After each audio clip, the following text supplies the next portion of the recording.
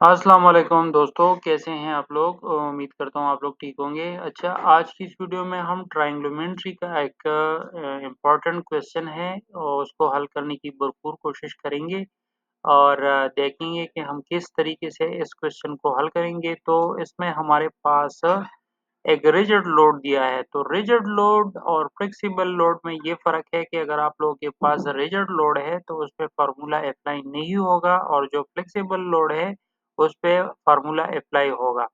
तो हमारे पास table given है, हमारे पास डाया भी मौजूद है और हमारे पास एंगल भी मौजूद है।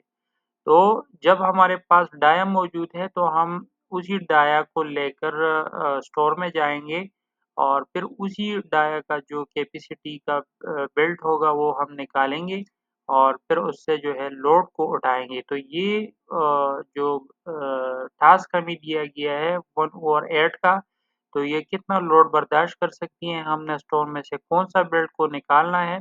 तो इसीलिए अब ये जो 5/8 का जो बेल्ट है, ये कितना लोड बर्दाश्त कर सकती है, तो उसके लिए हमें जाना होगा, कुछ कैलकुलेशन करनी होगी, तभी जाके हमें इसका जो वेट है, उसका पता चलेगा कि ये कितना लोड जो है वो बर्दाश्त कर सकती है, ठीक है? तो 3 लेग यहाँ पर ब्राइडल हेज है और ब्राइडल हेज का जो फ़ॉर्मूला है, वो है हमारे पास 1.5 1.5 इसका जो है फ़ॉर्मूला है, ठीक है? और मैं आपको फ़ॉर्मूले दिखा भी दे देता हूँ ताकि आप लोगों को बखूबी समझ में आए। तो ये जो है हमारे पास रिजिड लोड है जिसमें अप्लाई फ़ॉर्मूला नहीं होगा और ये हमारे पास फ्लेक्सिबल लोड है जहाँ पे फ़ॉर्मूला अप्लाई होगा। सिंगल वर्टिकल, सिंगल चोकर, बास्केट और 2 लेग ब्राइडल में फ़ॉर्मूला का यूज़ नहीं होगा और 2 लेग चोकर में 0.75 का और 3 लेग ब्राइडल में 1.5 का फ़ॉर्मूला लगेगा, 2 लेग बास्केट में और 4 लेग ब्राइडल में 2 का फ़ॉर्मूला लगेगा, ठीक है? तो हमारे पास इस वक़्त 3 लेग ब्राइडल का है फ़ॉर्मूला 1.5 है, लेकिन चूँकि हमारे पास रिजिड ऑब्जेक्ट है, तो रिजिड ऑब्जेक्ट में हम ये वाला जो फ़ॉर्मूला है उसका यूज़ नहीं करेंगे। अगर यूज़ नहीं करेंगे तो फिर हमें किस तरीके से उसका अंदाज़ा चलेगा, तो आप लोगों ने जाना है टेबल पे, जो कि टेबल हमारे पास 6/37 है। तो मैं आ गया हूँ 6/37 की चार्ट में आ गया हूँ, improve flow steel independent wire roof core में।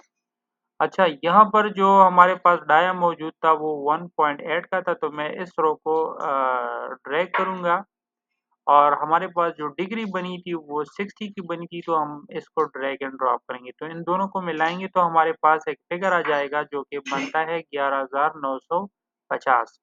अब 11,950 जो आंसर हमें आ रहा है, अब इसको हम जाके अपने क्वेश्चन्स की मल्टीपल चॉइस में इसको देखेंगे कि आया 11,950 जो आंसर है वो कौन-सी वाली शीट पे मौजूद है। तो जनाब ये आप देख सकते हैं कि 11,950 जो है वो हमारे पास ए पे मौजूद है। तो क्वेश्चन कौन-सा है? 277 और आंसर हमारे पास कैलकुलेशन के बाद कौन-सा आया?